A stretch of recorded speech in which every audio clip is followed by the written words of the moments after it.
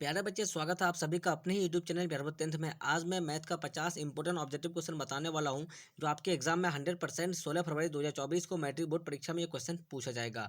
अगर आप सभी लोग मेरे यूट्यूब चैनल में नए हो तो मेरे यूट्यूब चैनल को सब्सक्राइब करके बेल आइकन का घंटे और पर प्रेस कीजिए, वीडियो को लाइक शेयर कमेंट जरूर कीजिए। तो प्यारे बच्चे, आपका पहला नंबर क्वेश्चन क्या है?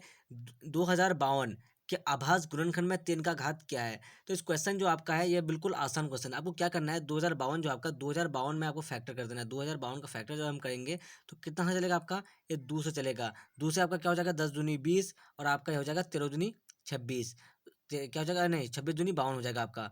26 दूनी 52। उसके बाद फिर से आपका क्या से चलेगा? 2 से चलेगा। तो 5 दूनी 10 और ये आपका 13 है। उसके बाद फिर आपका 3 से चलेगा। 3 से चलाने के बाद तो यानी 3 का हम क्या है, 3 से जितना बार चलेगा तो यहाँ क्या पूछा गया? 3 का घात क्या होगा? तो 3 से जितना बार चलेगा उसका उतना ही घात होगा। तो इसका जो राइट आंसर हो जाएगा आपका ऑप्शन नंबर एक का, जो ऑप्शन नंबर बी जो इसका सही आंसर हो जाएगा, यानी 3 से जो आपका 3 बार चलेगा इसका घात 3 होगा। प्यारे बच्चे, आपका दूसरा नंबर क्वेश्चन क्या है? निम्नलिखित में किसका दशमलव प्रसार शांत नहीं है? शांत नहीं है। तो प्यारे बच्चे, इस क्वेश्चन का जो हमको आंसर देना है तो हमको क्या करना है, यानी जिसका जो हर में ये आपका अंश हो गया, ये आपका हर हो गया, यानी हर में जिसका भी 2 और 5 वाला जो रहेगा तो शांत होगा। 2 5 वाला यहाँ भी है और यहाँ भी है, और इसका जो यहाँ पे जो है ये 2 और 7 वाला है, इसलिए ये जो आपका है ये क्या हो जाएगा आपका? ये अशांत हो जाएगा। यानी 2 और 5 के अलावा यहाँ पर क्या है आपका? 7 है, इसलिए आपका ऑप्शन नंबर सी जो है इसका सही आंसर हो जाएगा। चलिए प्यारे बच्चे, आपका 3 नंबर क्वेश्चन क्या है? बहुपद x into two x minus five minus three के शून्यकों का योग पूछा गया है। तो प्यारे बच्चे, इसको कुछ नहीं करना है, आपको सिर्फ प्लस का तोड़ देना है। एक्स गुने टू एक्स है तो आपका 2x² हो जाएगा। 2x² माइनस 5x माइनस 3 यानी का योग के शून्यकों का योग। शून्यकों का योग क्या होता है आपका? Alpha plus beta. तो अल्फा प्लस बीटा बराबर आपका फॉर्मूला होता है माइनस बी बाई ए। तो माइनस बी बाई ए यानी माइनस बी की जगह क्या है आपका? -5, यानी माइनस माइनस प्लस 5/2, यानी 5/2 किस में है? तो इसका ऑप्शन नंबर डी जो है, ऑप्शन नंबर डी, तो इसका राइट आंसर हो जाएगा आपका ऑप्शन नंबर डी, इसका सही आंसर हो जाएगा 5/2 हो जाएगा। प्यारे बच्चे, आपका 4 नंबर क्वेश्चन है। यदि समीकरण 2x² plus P x minus three का एक मूल -3 हो तो पी का मान होगा।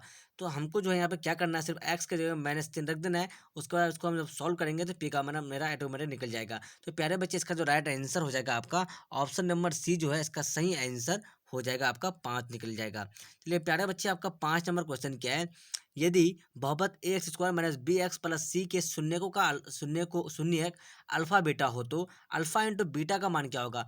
तो भाई साहब, इसका अल्फा इंटू बीटा पूछा गया था। अल्फा इंटू बीटा बराबर होता है फॉर्मूला सी बाई ए, इसका फॉर्मूला ही होता है। तो 5 का जो इसका राइट आंसर हो जाएगा आपका ऑप्शन नंबर सी, जो आपका ये सी बाई ए, इसका सही आंसर हो जाएगा, यानी ऑप्शन नंबर सी बाई ए हो जाएगा। प्यारे बच्चे, आपका 6 नंबर क्वेश्चन क्या है?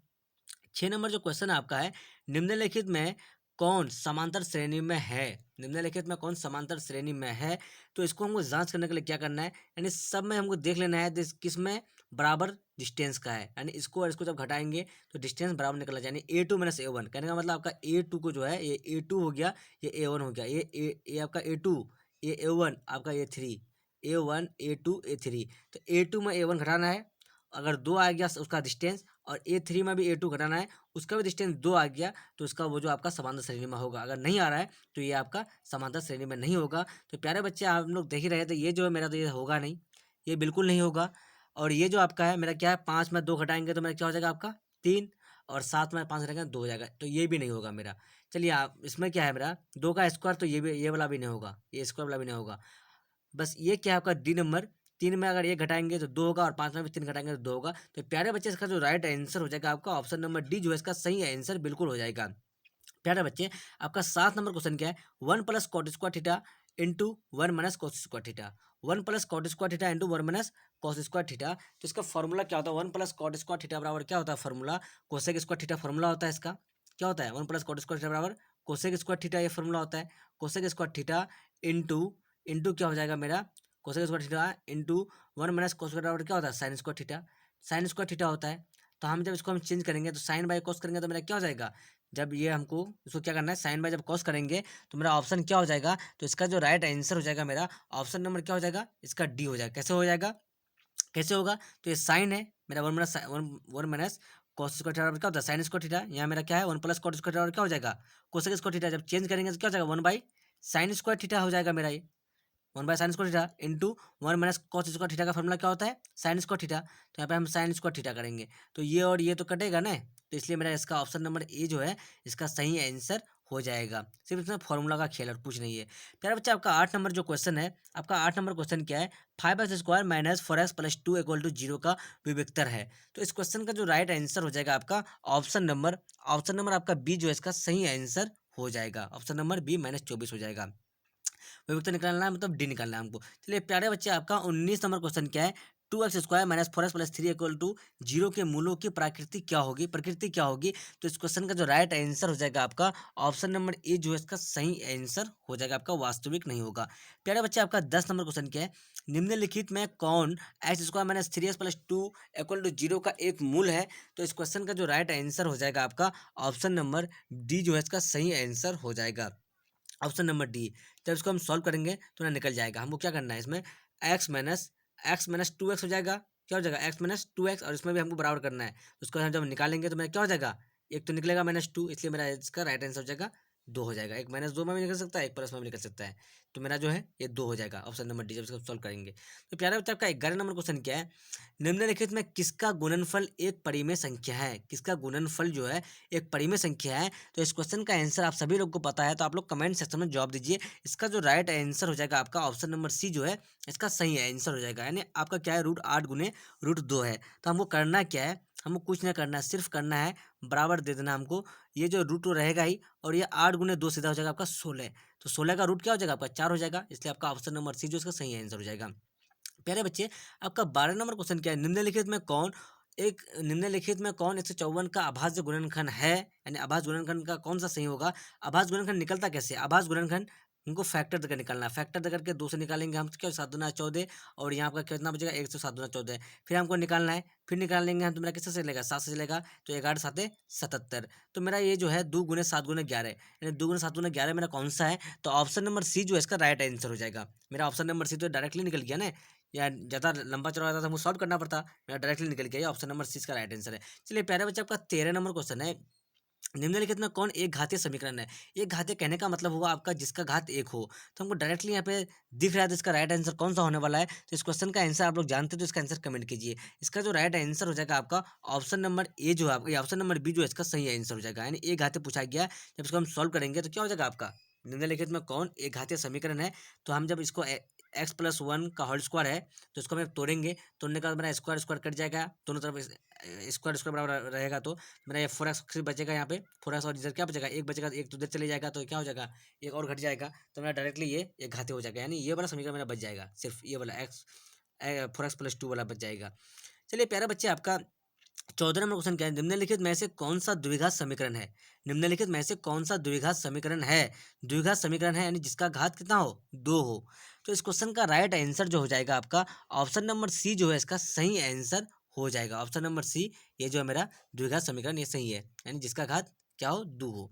प्यारे बच्चे आपका 15 नंबर क्वेश्चन क्या है, यदि समीकरण 4x² minus 3kx plus 1 equal to 0 के मूल बराबर हो तो k का मान क्या हो जाएगा। यानी हमको x के जगह क्या रखना है, सिर्फ हमको 1 रख देना है। उसके बाद हम जब सॉल्व करेंगे तो हमको मूल निकालना है ना, तो इसका डायरेक्टली मेरा जो आंसर हो जाएगा आपका ऑप्शन नंबर डी जो है ये प्लस माइनस में निकल जाएगा, मेरा 4/3 हो जाएगा ये प्लस माइनस में। चलिए प्यारे बच्चे आपका 16 नंबर क्वेश्चन क्या है, यदि किसी द्विघात बहुपद के शून्यकों का योग 2 एवं गुणनफल -15 हो तो वह द्विघात बहुपद होगा। तो इस क्वेश्चन का जो राइट आंसर हो जाएगा आपका ऑप्शन नंबर डी जो है x² minus 2x minus 15 equal to 0, इसका सही आंसर हो जाएगा, बी नंबर हो जाएगा। प्यारे बच्चे आपका 17 नंबर क्वेश्चन क्या है, निम्नलिखित में कौन समांतर श्रेणी में नहीं है।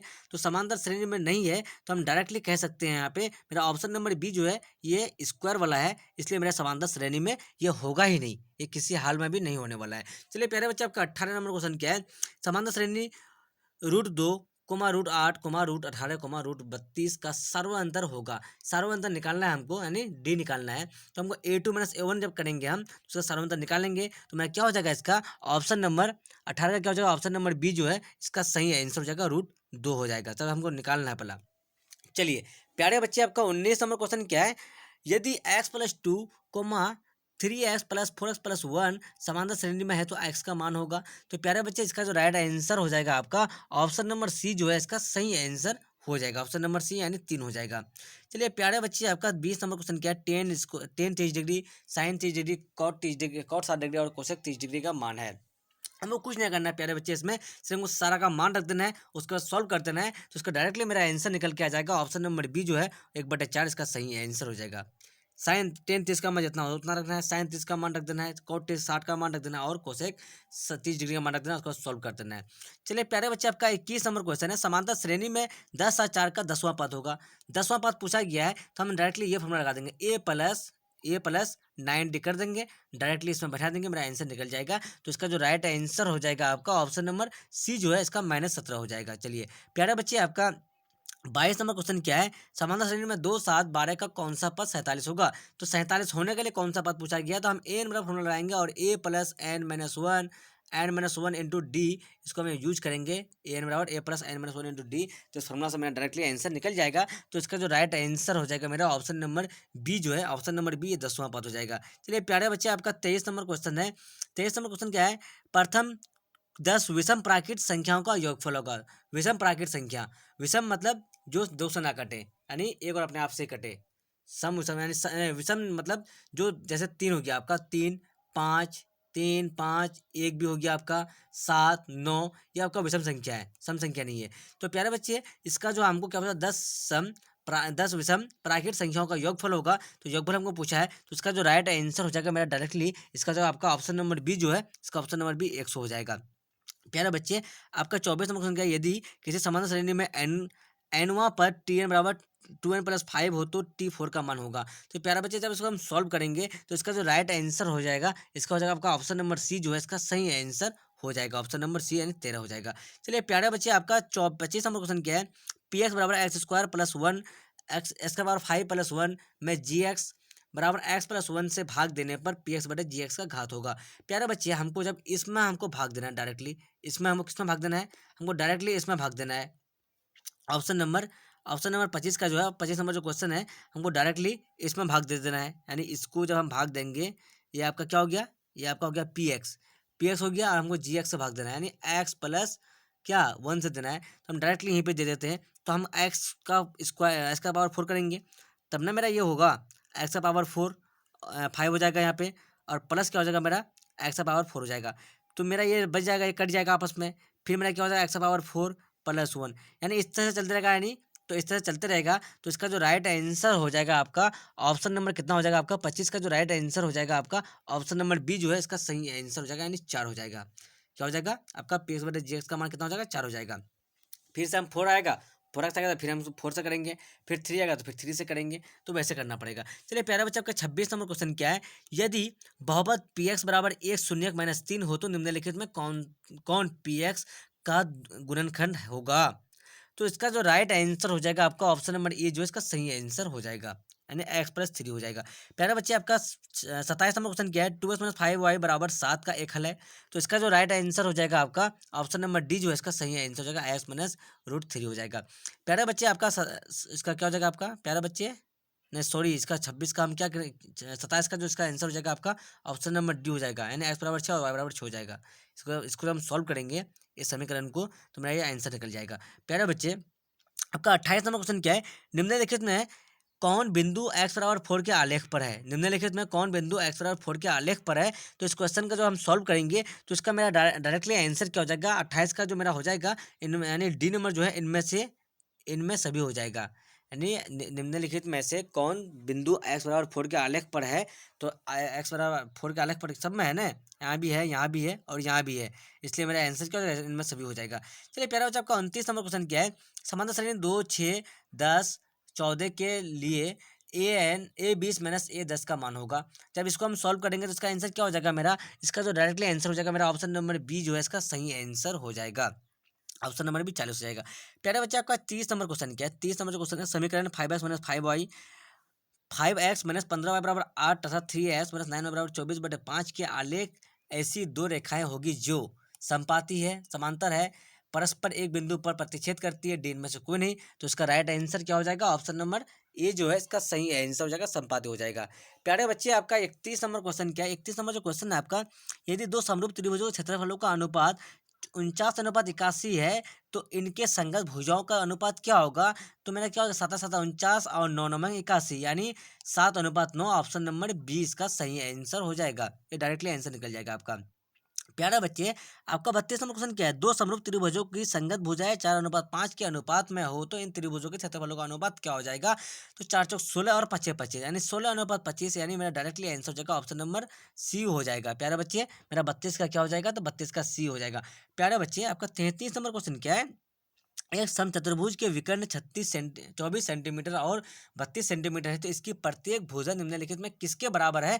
तो इस क्वेश्चन का आंसर आप सभी लोग को पता है, तो इसका आंसर कमेंट कीजिए। इसका जो राइट आंसर हो जाएगा आपका ऑप्शन नंबर बी जो है इसका सही आंसर हो जाएगा। यानी मैं जितना भी क्वेश्चन सॉल्व कर रहा हूँ, जो इंटरनेट मॉडल पेपर जो निकला हुआ है आपका, ये जो मार्केट में बिक रहा है, मैं उसी क्वेश्चन को मैं सॉल्व कर रहा हूँ। तो प्यारे बच्चे, आपका 34 नंबर क्वेश्चन क्या है? Tan square 30 degree plus cot square 60 degree का मान होगा।